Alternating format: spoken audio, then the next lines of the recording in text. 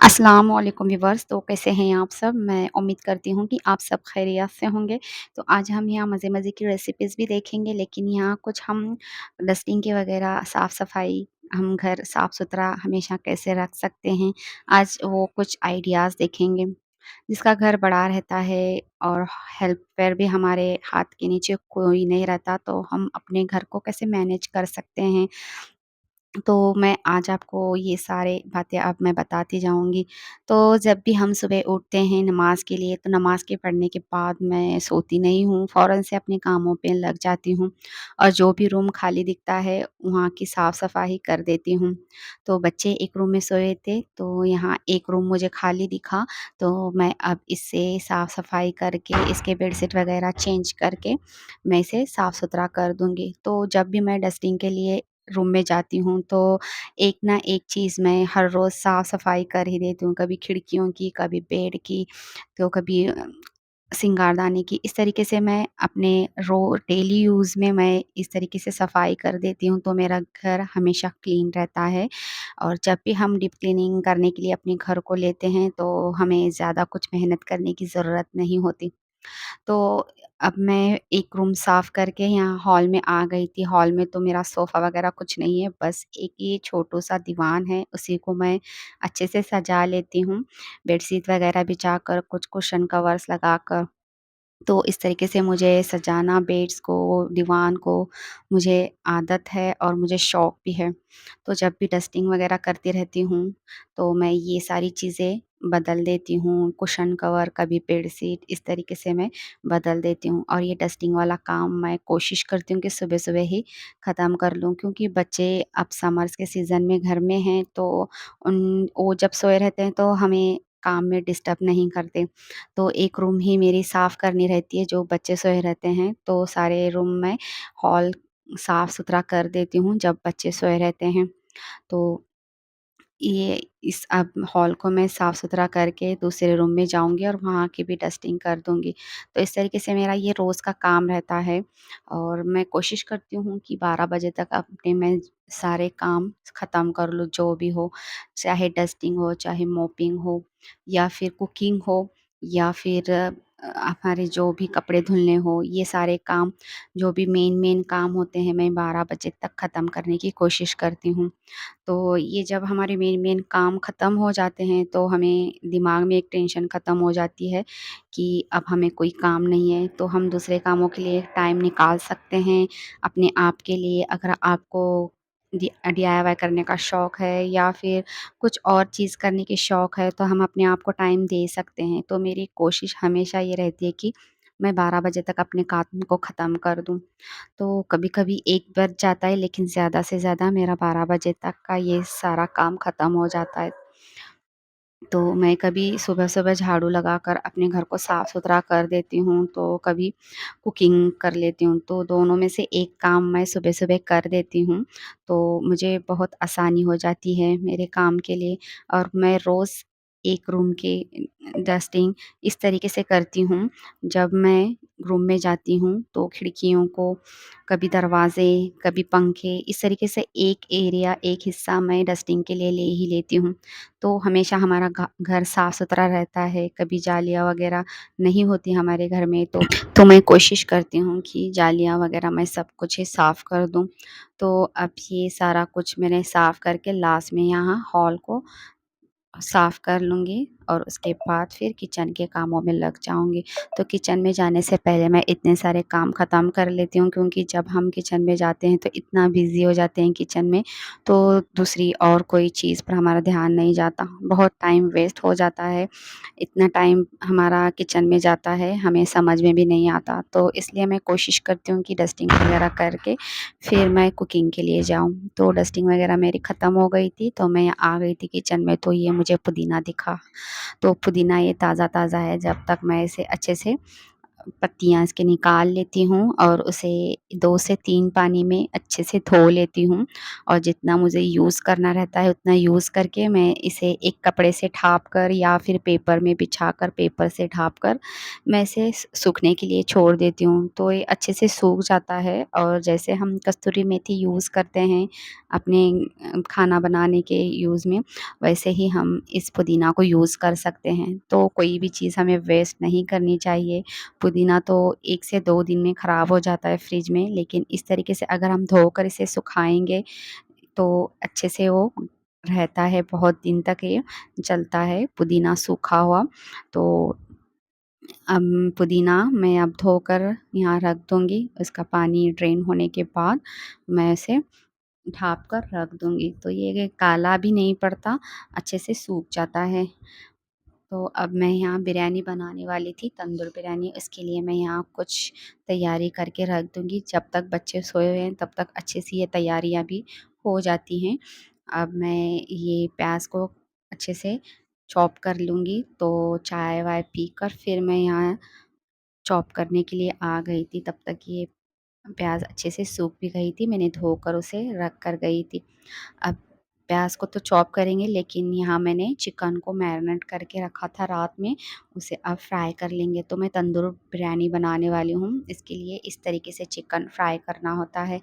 तो मैं ज़्यादा कुछ आपको बिरयानी की रेसिपी नहीं बताऊँगी, क्योंकि बिरयानी तो सबको आती है, बस जैसे हम बिरयानी सिंपल वाली बनाते हैं उसी तरीके से बनाना है। बस हम जब ये चिकन को फ्राई करेंगे और उसे स्मोकी फ्लेवर देंगे, उसके बाद इसकी ग्रेवी बनाएँगे, बस इतना ही फ़र्क रहता है। तो यहाँ चिकन जब तक अब फ्राई हो रहा है तब तक मैं यहाँ ऑनियन को चॉप कर लूँगी। तो इस तरीके से चॉप करेंगे हम बिरयानी के लिए ऑनियन, तो हमारा काम एकदम आसान हो जाता है। और ये ऑनियन जब हम फ्राई करने के लेंगे तो अच्छे से फ्राई हो जाती है, जलती नहीं है, कच्ची भी नहीं रहती है, क्योंकि एक जैसी ये चॉप हो जाती है तो फ्राई होने में भी एकदम आसान हो जाता है। तो यहाँ एक तरफ मैं फ्राई करने के लिए ऑनियन रख दूँगी और एक तरफ यहाँ चिकन भी फ्राई हो रहा है। तो अब हम आगे की भी प्रोसेस देख लेते हैं। अब ये जब भी हम ऑनियन को फ्राई करने के लिए रखते हैं तो बहुत सारे काम हमारे इसके साथ-साथ होते हैं, क्योंकि इसमें इतना टाइम चला जाता है। बस ये फ्राई करते-करते फिर मैं कुकिंग के जो भी सारे काम रहते हैं वो करती हूँ, या फिर डिब्बों को पोंछना या फिर बर्तन धोना, इस तरीके से मैं काम ये प्याज़ को फ्राई करते-करते कर देती हूँ। तो मैंने सारे यहाँ बर्तन वगैरह धोकर टमाटरों को मैं यहाँ चॉप कर दूँगी। तो टमाटर चॉप करने के पहले जितने भी बर्तन पड़े थे मैंने धोकर फिर टमाटर को चॉप करके रख दी थी। तब तक यहाँ मेरी जो ऑनियन मैंने फ्राई करने के लिए रख दी थी वो भी फ्राई हो रही है। अगर इस तरीके से हमें जल्दी-जल्दी से काम करेंगे ना, तो समर्स के सीज़न में हम जल्दी से फ्री हो जाएँगे, तो हमें चिड़चिड़ भी नहीं होगी गर्मी से। इसलिए मैं कोशिश करती हूँ कि मेरी कुकिंग भी जो है मैं 12 बजे के अंदर ख़त्म कर दूँ। तो देखिए अब यहाँ ऑनियन भी फ्राई हो गई है अच्छे से, इसे भी रख देंगे। चिकन भी फ्राई हो गया है और यहाँ टमाटर भी अब अच्छे से चॉप करके मैं रखती हूँ। तो टमाटर अब हम पका लेंगे बिरयानी के लिए। जो हमने ऑनियन फ्राई किए थे, उसी कढ़ाई में मैं इस टमाटर को डाल दूँगी और टमाटर अच्छे से गलने के बाद इसमें दही ऐड करेंगे। तो दही आप अपने हिसाब से कम-ज़्यादा कर सकते हैं, क्योंकि मैंने जो मैरिनेट किया था चिकन, उसका मसाला थोड़ा रह गया है, उसी को मैं इसमें डाल दूँगी। तो अभी मैंने दही थोड़ा-सा ही ऐड की हूँ, बाद में वो मसाला ऐड कर दूँगी तो दही बराबर होगा, क्योंकि उस मसाले में भी मैंने दही ऐड की थी ज़्यादा। तो टमाटर और दही को अच्छे से भूनने के बाद फिर मैंने इसमें हरा मिर्चा, हरा धनिया और लहसुन, अदरक ये सारे मिलाकर मैंने एक पेस्ट बनाई थी, उसी पेस्ट को मैंने इसमें ऐड की हूँ।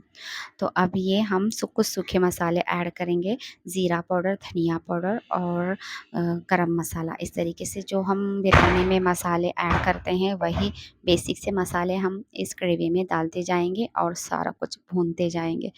तो अब इसमें मैंने कश्मीरी लाल मिर्ची पाउडर ऐड की हूँ और उसके बाद जो मसाला मैरिनेट के रह गया था वो इसमें ऐड करेंगे। लेंगे, अच्छे से सारे मसाले भून लेंगे।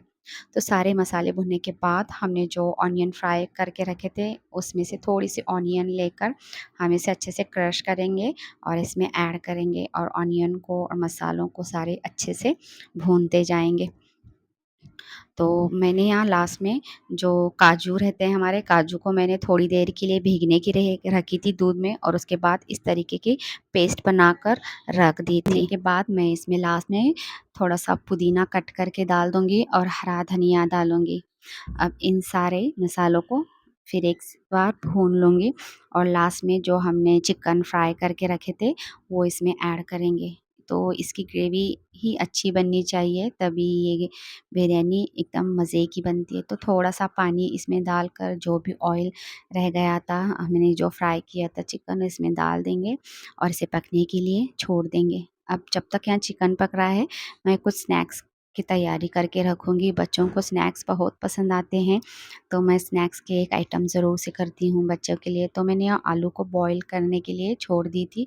तो आलू बॉयल होने के बाद फिर उसे अच्छे से मैश करके मैंने इसमें लहसुन और हरी मिर्चा और हरा धनिया का पेस्ट ऐड की हूँ और कुछ सूखे मसाले, धनिया पाउडर, ज़ीरा पाउडर और काली मिरी पाउडर, हल्दी पाउडर और ये लास्ट में मैं डाल रही हूँ कॉर्नफ्लोर।